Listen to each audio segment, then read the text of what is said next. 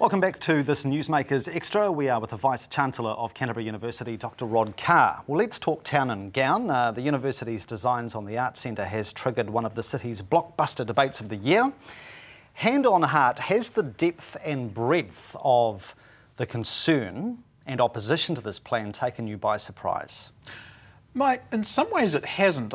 Some people told me before we put our proposal in front of the council that there would be a group of people, and they actually named them, that were likely to come out in opposition for various reasons, and in large extent they did.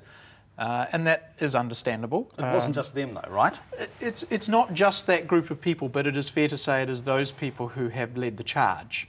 And from that point of view, the debate is going on, as it should. We are, after all, a university. In fact, some of our own staff use our own IT systems to foster the debate. So it's a good, healthy exchange of opinions.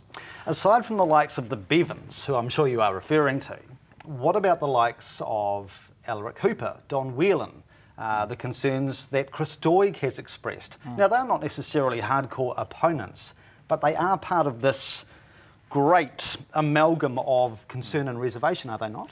I think they are, but I think the interesting thing is when you look at each of the objections, it's often for a different reason. Sure. Some object to doing anything at the Arts Centre, anything that would take a car park away from being a car park or involve a boiler house not being there. So they then sometimes associate with another group of people who say, look, we're actually not opposed to development. We're actually just opposed to this particular development. We don't think that a school of music is right for there. We don't think the University of Canterbury is right for there.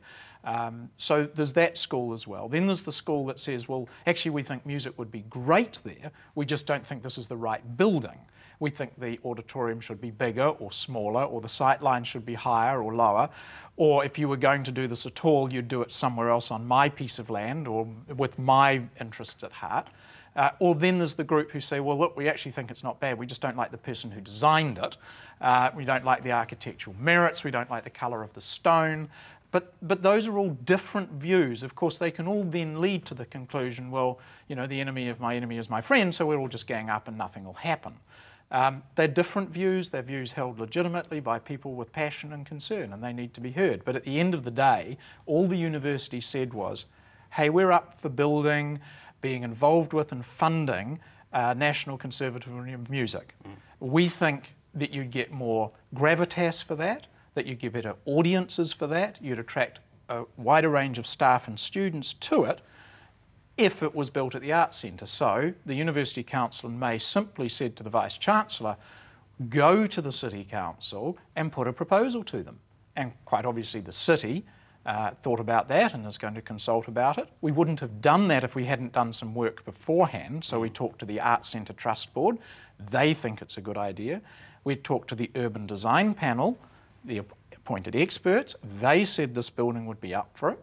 We talked to the Historic Places Trust. Sure. They're in support of the building. Okay. Do you think it's important to have a public mandate though?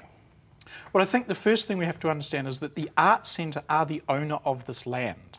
But they're not consulting with the public. That the building that is proposed is within the building envelope for the site.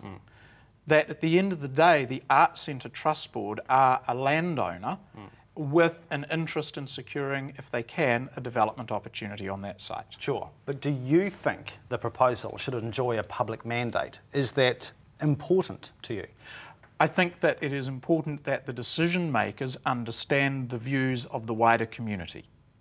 I don't think that's the same as having a town meeting in Cathedral Square and putting it to a popular vote. Sure. But when it comes to the popular vote, I mean, you have solicited popular support by way of your advertisements in the press newspaper. No, Mike, I think that's wrong. Our advertisements have, and there have been the same one printed twice, have been to answer questions asked letter by letter, and it is simply for the purpose of explaining our position and our proposal.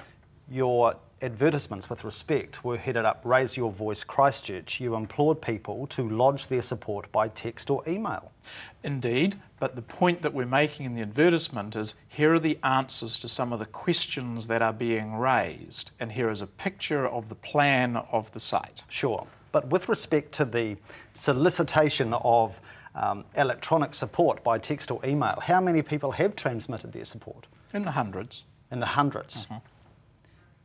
Now, I know this could be a bold comparison, but I know at the last count, Richard Sinke's petition has over 3,000 supporters. Yeah, as I say, Mike, if we're going to simply allow popular vote, then there are 300,000 people in Christchurch, most of whom don't seem to care. That's your hunch? Well, at this point, it would be interesting to ask. What I think is important is that we look at who are those empowered by the community or by their interests, ownership interests, regulatory authority, who are empowered to make these choices. All right. You have repeatedly said that the university will not intrude where it is not wanted. I'd like to know on what basis you would conclude you're intruding. Well, I think the first thing is you look at those various stakeholders who have interest in this, and the community is one, the heritage community is certainly one. The Arts Centre Trust Board are the landowner.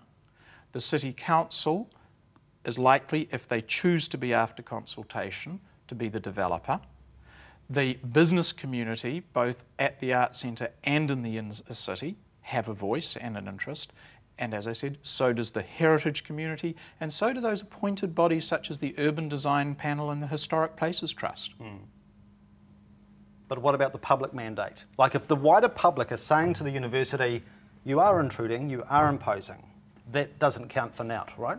No, I didn't say it didn't count for now, but what I'm saying is that in any process you weigh the various stakeholder interests. It's not overwhelmed by any one of them. Are you concerned, though, that given this great sea of doubts and critics, the university and the Arts Centre could find themselves on the same trajectory as that ill-fated museum redevelopment plan that went all the way to the Environment Court, cost the ratepayer millions and was ripped up? How do we know this is not going to be déjà vu? Well, I think the first thing is the university did make it clear that it was putting a proposal to the council, and its second alternative was to build at Ilam. And our council will see and weigh in the balance those various interests and will make its own conclusion about what is the appropriate course. Would you be prepared to fight all the way to the Environment Court?